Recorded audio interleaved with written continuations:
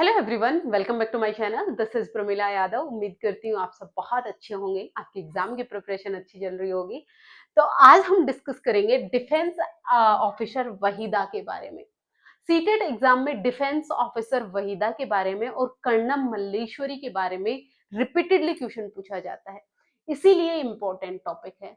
हम सीटेट के वही टॉपिक डिस्कस कर रहे हैं जो आपके एग्जाम में 100% हर बार रिपीटेडली पूछे जाते हैं। तो आपको बहुत ज्यादा कियोस करने की जरूरत नहीं है। जो जो इम्पोर्टेंट टॉपिक है ईपीएस में रिपीटेडली पूछे जाते हैं, वो सारे टॉपिक मैं आपको छोटे छोटे वीडियो में पूरी एक वीडियो में एक टॉपिक के बारे में डिटेल से करवा रही हूँ। उससे बाहर क्वेश्चन कुछ नहीं पूछा जाता है। देखिए क्वेश्चन क्या पूछा गया, आप पहले वो सवाल देखिए। क्वेश्चन पूछा गया, आपने मशहूर ओलंपिक खिलाड़ी कर्णम मल्लेश्वरी के बारे में का नाम जरूर सुना होगा। अंतरराष्ट्रीय मुकाबलों में वह कौन सा खेल खेलती है? क्या वो क्रिकेट खेलती है, शतरंज खेलती है, भार उत्तोलन या फिर कुश्ती? आपको वो सारे नाम नहीं पढ़ने हैं जो क्रिकेट खेलते हैं, शतरंज खेलते हैं, कुश्ती खेलते हैं। आपको सिर्फ एनसीईआरटी में जिन जिन के बारे में दिया हुआ है सिर्फ वही पढ़ना है। सीटेट पेपर फर्स्ट में एनसीईआरटी से बाहर क्वेश्चन नहीं पूछता है। तो आपको बहुत कुछ नहीं पढ़ना होता। जो आपको थर्ड फोर्थ और फिफ्थ क्लास की एनसीईआरटी ईवीएस दिया है सिर्फ आप उतना कर लो, बहुत है। उससे बाहर क्वेश्चन नहीं पूछा जाता है। तो चलिए वहीदा के बारे में पहले समझते हैं। देखिए वहीदा इंपॉर्टेंट क्यों है? वहीदा और कर्णम मल्लेश्वरी दोनों ही ऐसे फील्ड में गई जहां पर पुरुषों का बोलबाला है। जो जॉब्स माना जाता है कि गर्ल्स के लिए नहीं बनी है, ये बॉयज के लिए बनी है। जैसे ये नेवी में ऑफिसर बनी, कर्णम मल्लेश्वरी है वो वेट लिफ्टर बनी। ये माना जाता है कि वजन उठाने का काम है वो गर्ल्स का नहीं है, बॉयज का है। तो ये जेंडर स्टीरियोटाइपिंग को जो लेडीज तोड़ रही हैं, जो ऑफिसर बन रही हैं, तो बच्चों को एनसीईआरटी ईवीएस में इसीलिए इनके बारे में दिया है कि बच्चों को ये समझ में आए कि कोई भी जॉब या कोई भी प्रोफेशन है वो जेंडर के हिसाब से जरूरी नहीं है कि वेट लिफ्टिंग का काम है वो सिर्फ बॉयज ही करेंगे, गर्ल्स नहीं कर सकती। ऐसा काम गर्ल्स ने किया भी है ताकि जेंडर स्टीरियोटाइपिंग से दूर बच्चों को रखा जाए और बच्चों में ये भावना पैदा की जाए कि गर्ल्स और बॉयज हैं वो दोनों बराबर होते हैं, दोनों के पास इक्वल अपॉर्चुनिटी भी होनी चाहिए। देखिए डिफेंस ऑफिसर वहीदा है वो कौन है? वो एक इंडियन नेवी में डॉक्टर है, मेडिकल ऑफिसर है। इंपॉर्टेंट है कि वहीदा है वो कौन है? इंडियन नेवी में डॉक्टर है। वह शुरुआती महिलाओं में से जिन्होंने नेवल शिप पर काम किया। नेवल शिप का मतलब नेवी के जो जहाज होते हैं, पानी में चलने वाले जो जहाज होते हैं, उस पर इन्होंने एक मेडिकल ऑफिसर का काम किया। मेडिकल ऑफिसर की क्या रिस्पॉन्सिबिलिटी होती है? कोई इमरजेंसी हो गई, किसी की हेल्थ खराब हो गई, युद्ध हुआ, युद्ध में जो हमारे सैनिक घायल हुए उनका उपचार करना।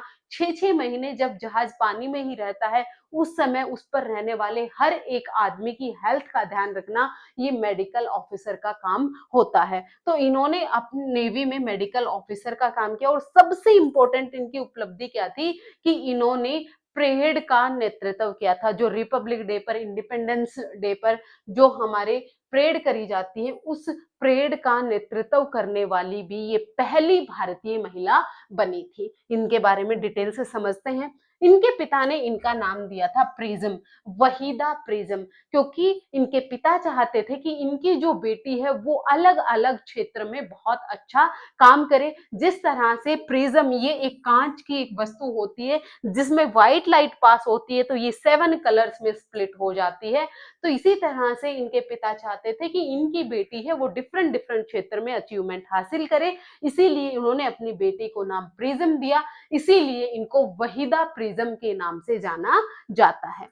अब देखिए इनका बचपन है, इनका जन्म कहाँ हुआ? जम्मू कश्मीर में हुआ। जम्मू कश्मीर में तो वैसे ही बहुत बुरा हाल है, गर्ल्स की एजुकेशन को ज्यादा इंपॉर्टेंस नहीं दी जाती है। जम्मू कश्मीर के राजौरी जिले के थाना मंडी गांव में इनका जन्म हुआ। इंपॉर्टेंट है, आपको याद रखना है। जो वहीदा प्रिज्म है वो कहाँ की थी? जम्मू कश्मीर के राजौरी डिस्ट्रिक्ट के थाना मंडी गांव में। इन्होंने अपनी जो 10th तक की स्टडी है वो थाना मंडी गांव में की। फिर वहां पर आगे स्कूल नहीं था जिसके कारण ये राजौरी डिस्ट्रिक्ट में आकर रहने लगी। इनके पिता ने इनकी एजुकेशन में बहुत ज़्यादा सपोर्ट किया। ये अपना गाँव तक, अपना घर तक छोड़कर आ गए हायर एजुकेशन के लिए। फिर इन्होंने राजौरी ज़िले में अपनी पढ़ाई पूरी की। ये बचपन में ही ये सोचा करते थे कि इन्हें कुछ डिफरेंट करना है। जब ये फौजियों को देखती थी तो इनको अनुशासन उनका, उनकी ड्रेस, उनकी ये सब चीज़ें इनको बहुत आकर्षित करती थी। तो इनको लगता था कि ये भी अपनी जो लाइफ में कुछ अलग करेंगे। अच्छा, इन्होंने जो अपनी एजुकेशन है वो गवर्नमेंट स्कूल से की थी। इनके 3 बहनें थी। इनके पिता चाहते थे कि एक डॉक्टर बने, एक टीचर बने, एक इंजीनियर बने, जिनमें से वहीदा प्रिज़म है ये डॉक्टर बनी। देखिए, ये है वहीदा प्रिज़म। वहीदा प्रिज़म ने जम्मू कश्मीर में जो जम्मू मेडिकल कॉलेज है, वहाँ से इन्होंने एमबीबीएस किया। एमबीबीएस करने के बाद इन्होंने आर्मड फोर्स जॉइन करने के लिए इन्होंने वहाँ का इंटरव्यू दिया। इंटरव्यू के बाद लगभग 6 महीने तक इनकी ट्रेनिंग हुई। ट्रेनिंग के बाद ये नेवी में as a medical officer appoint हुई। तो मेडिकल ऑफिसर बनी और नेवी में इन्होंने सैनिकों के स्वास्थ्य देखभाल, इमरजेंसी ट्रीटमेंट और मेडिकल ट्रेनिंग की जिम्मेदारी निभाई। यानी ये नेवी में मेडिकल ऑफिसर थी, डॉक्टर थी। इनकी सबसे बड़ी अचीवमेंट क्या थी? इन्होंने बचपन में ये गर्ल गाइड थी, यानी ये जम्मू कश्मीर में रहती थी, वहां पर पर्वत आरोहण जैसी एक्टिविटी होती रहती थी। छोटे-छोटे ग्रुप जब पर्वत पर चढ़ते थे, तो ये गर्ल गाइड का काम करती थी, एज़ ए लीडर काम करती थी, यानी जो लीडरशिप की क्वालिटी है, वो बचपन से ही इनके अंदर थी। इम्पोर्टेंट चीज़ याद रखने वाली, ये स्लाइड आपको ज़रूर से याद रखनी है। सबसे पहली परेड लीडर ये बनी। भारत की पहली महिला परेड लीडर यही बनी थी। हर एक परेड में कितने प्लाटून्स होते हैं? 4 होते हैं।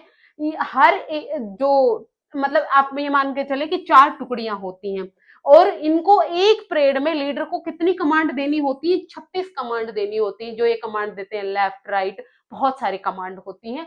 उन कमांड को सीक्वेंस में देना होता है और बहुत लाउड बोलना होता है। ये सबसे आगे चल रही होती है, सबसे पीछे वाले इंसान को सुनाई देना चाहिए और इतना क्लियर सुनाई देना चाहिए कि वो इंस्ट्रक्शंस को फॉलो कर पाए। इसलिए ये बहुत ज़्यादा इसमें प्रैक्टिस की ज़रूरत है, अभ्यास की ज़रूरत है। इन्होंने बहुत ज़्यादा एक्सरसाइज़ की थी, तब ये अपने आप को इस काबिल बना पाई थी कि ये पहली भारतीय महिला बनी जिन्होंने परेड का लीडरशिप की थी। इम्पोर्टेंट है, याद रखना है। ये भी आपको कितनी कमांड होती हैं? 36 होती हैं, ये याद रखना है, क्वेश्चन यहाँ से पूछा जाता है। तो ये था वहीदा प्रिज़म के बारे में। वहीदा प्रिज़म कहाँ की रहने वाली थी? थाना मंडी गाँव, राजौरी डिस्ट्रिक्ट, जम्मू कश्मीर की रहने वाली थी। इनकी पिता हैं, पिता ने इनको नाम दिया प्रिज़म। प्रिज़्म है वो अलग-अलग 7 कलर में जिस तरह से एक व्हाइट लाइट को स्प्लिट आउट कर देता है, उसी तरीके से इनके पिता चाहते थे कि इनकी बेटी अलग-अलग क्षेत्र में अच्छा काम करे। इन्होंने क्या अचीवमेंट है? ये नेवी में मेडिकल ऑफिसर बनी। इन्होंने एमबीबीएस अपना कहाँ से किया था? जम्मू मेडिकल कॉलेज से किया, फिर इन्होंने आर्मड फोर्सेस का इंटरव्यू दिया, फिर ये नेवी में मेडिकल ऑफिसर बनी। मेडिकल ऑफिसर बनने के साथ-साथ ये पहली भारतीय महिला बनी जिन्होंने परेड की नेतृत्व किया। उसमें 4 प्लेटून्स होते हैं और 36 कमांड हैं जो एक लीडर को देनी होती हैं। अब हम बात करते हैं कर्णम मल्लेश्वरी के बारे में। कर्णम मल्लेश्वरी को आयरन लेडी ऑफ इंडिया कहा गया। ये है, इनका खुद का वेट 69 केजी है, लेकिन ये उठा कितना वजन रही है? 130 किलो वजन। 130 किलो वजन उठाना कोई छोटी बात नहीं है। ये अपने इसीलिए इनको आयरन लेडी कहा गया था। कर्णम मल्लेश्वरी हैं, इनको क्या कहा गया? आयरन लेडी ऑफ इंडिया कहा गया। इंपॉर्टेंट है, याद रखिएगा। इनका किस खेल से संबंध है? वेट लिफ्टिंग से है, भार उत्तोलक से है। इनका जन्म कहाँ हुआ? आंध्र प्रदेश से हुआ। कब हुआ? 1 जून 1975 में हुआ। अगर कब हुआ याद नहीं रहता तो भी आपको ये जरूर याद रखना है कि ये कहाँ से संबंधित थी? आंध्र प्रदेश से ये थी। बचपन में इनकी खेल में रुचि थी, इन्होंने वेट लिफ्टिंग को अपना करियर बनाया था। वेट लिफ्टिंग क्या होता है? वेट लिफ्टिंग एक ऐसा खेल होता है जिसमें वजन को अपने सर से ऊपर उठाना होता है। तो यहाँ पर मसल स्ट्रेंथ है जो आपकी बहुत अच्छी होनी चाहिए। उसके अलावा देखिए कर्णम मल्लेश्वरी का संबंध आंध्र प्रदेश से, ये इंपॉर्टेंट है, ये स्लाइड आपको याद रखनी है। उनके पिता एक पुलिस कांस्टेबल थे, यानी ये बहुत रिच फैमिली से नहीं थे, एक मिडिल क्लास फैमिली से थे। इन एक साधारण आर्थिक स्थिति वाला परिवार था। इनकी कितनी बहनें थी? 4 बहनें थी, वो भी वेट लिफ्टिंग का अभ्यास करती थी, वेट लिफ्टर ही थी वो। कर्णम मल्लेश्वरी ने लगभग 12 वर्ष की आयु में वेट लिफ्टिंग प्रारंभ कर दी थी। इंपॉर्टेंट है, पूछा जा सकता है कर्णम मल्लेश्वरी ने किस एज में वेट लिफ्टिंग की शुरुआत की थी? 12 साल की उम्र में। कितनी बहनें थी? 4। पिता क्या थे? पुलिस कांस्टेबल थे। इनका जन्म कहाँ हुआ था? आंध्र प्रदेश में हुआ था। इनकी सबसे बड़ी उपलब्धि क्या है? जैसे वहीदा बेगम की सबसे बड़ी उपलब्धि है कि वो पहली भारतीय महिला बनी जिन्होंने परेड की लीडरशिप की थी। इन्होंने में सिडनी ओलंपिक्स 2000 में ये पहली भारतीय महिला बनी जिन्होंने ओलंपिक में मेडल जीता, और मेडल इनको कौन सा मिला था? कांस्य मेडल मिला था। 2000 में जब सिडनी में ओलंपिक हुआ तो ये एकमात्र ऐसी महिला थी, एकमात्र भारतीय थी जिसने कांस्य मेडल जीता था। इन्होंने 130 किलोग्राम, ये इंपॉर्टेंट है, पूछा जा सकता है किस वर्ग का कितने केजी इन्होंने वेट उठाया था? 130। इनकी ऐतिहासिक थी क्योंकि ओलंपिक पदक जीतने वाली पहली भारतीय महिला बनी थी। इसके अलावा इन्होंने 29 इंटरनेशनल मेडल जीते हैं। 29 इंटरनेशनल मेडल जीतना कोई आम बात नहीं है। इन्होंने अपनी लाइफ में बहुत ज्यादा मेहनत की है और तब इन्होंने बहुत कुछ अचीव किया है। उसके अलावा इनको और भी कई राष्ट्रीय सम्मानित राष्ट्रीय पुरस्कार मिले, जैसे अर्जुन अवार्ड मिला, राजीव गांधी खेल रत्न अवार्ड मिला, पद्म श्री से भी इनको नवाजा गया। तो कर्णम मल्लेश्वरी और वहीदा प्रीजम दोनों ने अपने अपने फील्ड में बहुत अच्छा काम किया है। यहाँ से क्वेश्चन पूछा जाता है, तो पहले क्वेश्चन का आंसर आप अब कर सकते हैं। क्वेश्चन क्या था? ये फरवरी 2026 में ही पूछा गया था कि कर्णम मल्लेश्वरी कौन से खेल से हैं? तो ये वेट लिफ्टिंग से हैं, ये बाहर उत्तोलन से हैं।